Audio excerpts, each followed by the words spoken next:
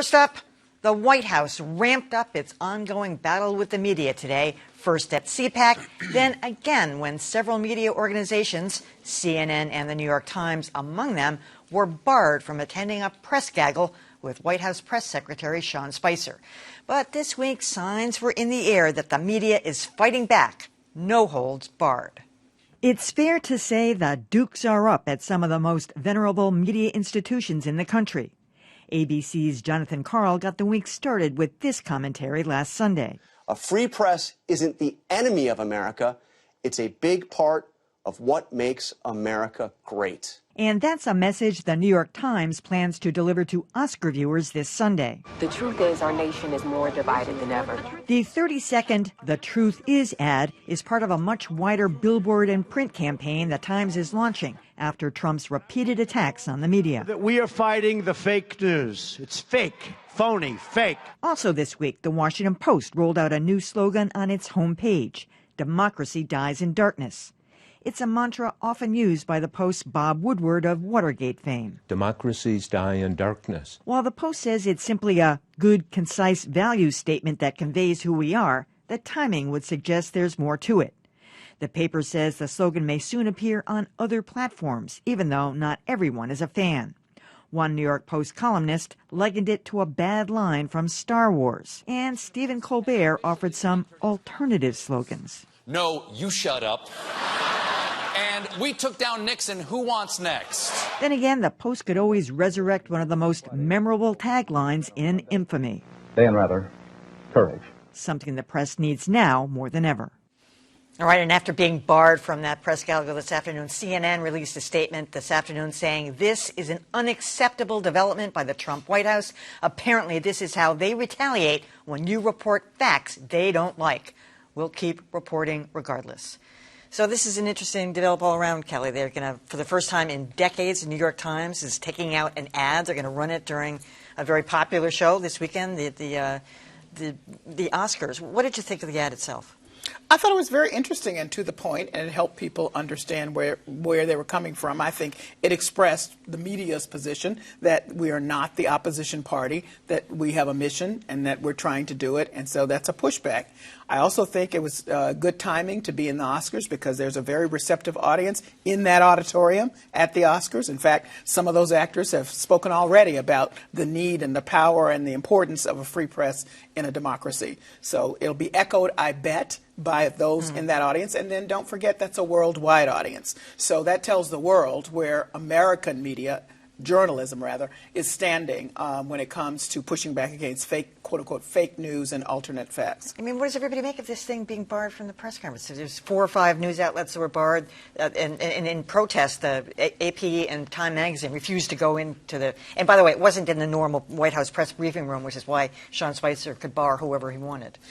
I am not surprised that it happened. I think there were signs something like this was going to happen at some point. Remember when there was that big back and forth over moving the White House press briefing room?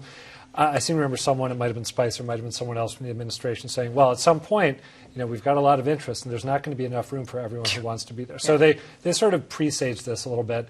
I hugely respect the outlets that decided to stay away in solidarity. I find it a troubling development. I think it is absolutely worth the press covering this development.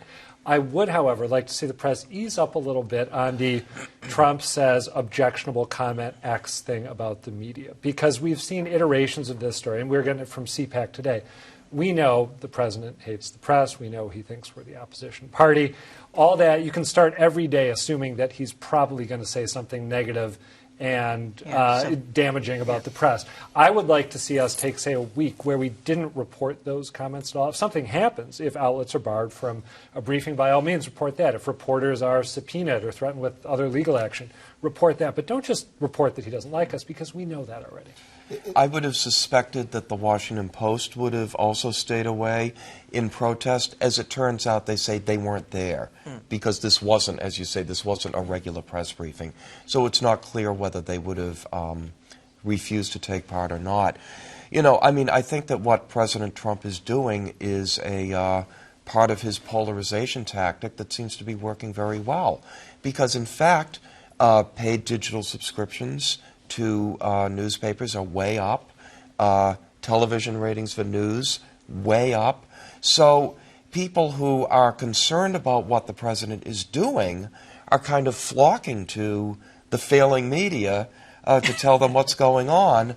But whereas the small but nevertheless vocal and influential numbers of Americans who support the president are rallying around this fake news cry.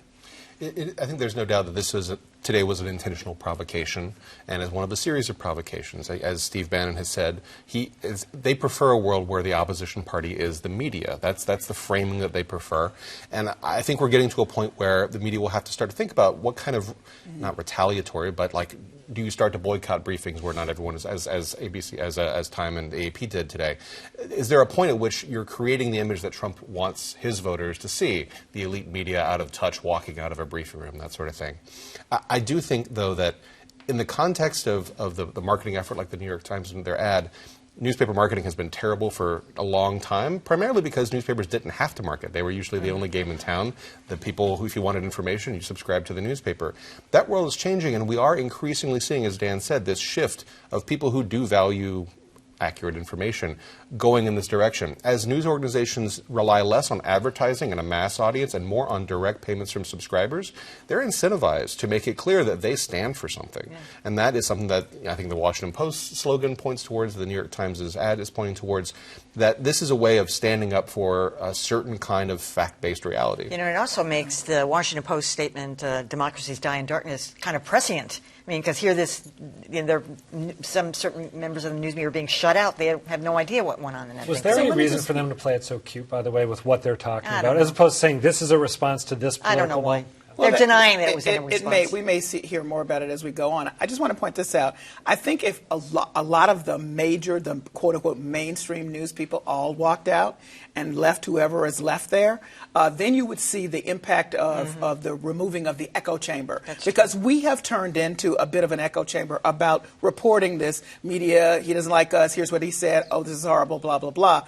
And, you know, I think actually it wouldn't go as far. So he's thinking, I'll shut you down this way. Walk away from it and stand up at some points and say, we're not touching this. You ban some of us, you ban all of us, and we're out. You know, mainstream news organizations don't like to take sides. And what we see in this case is that the President Trump is forcing them No, they're to take taking sides. They're taking sides. We saw that in all those things I pointed out in this piece.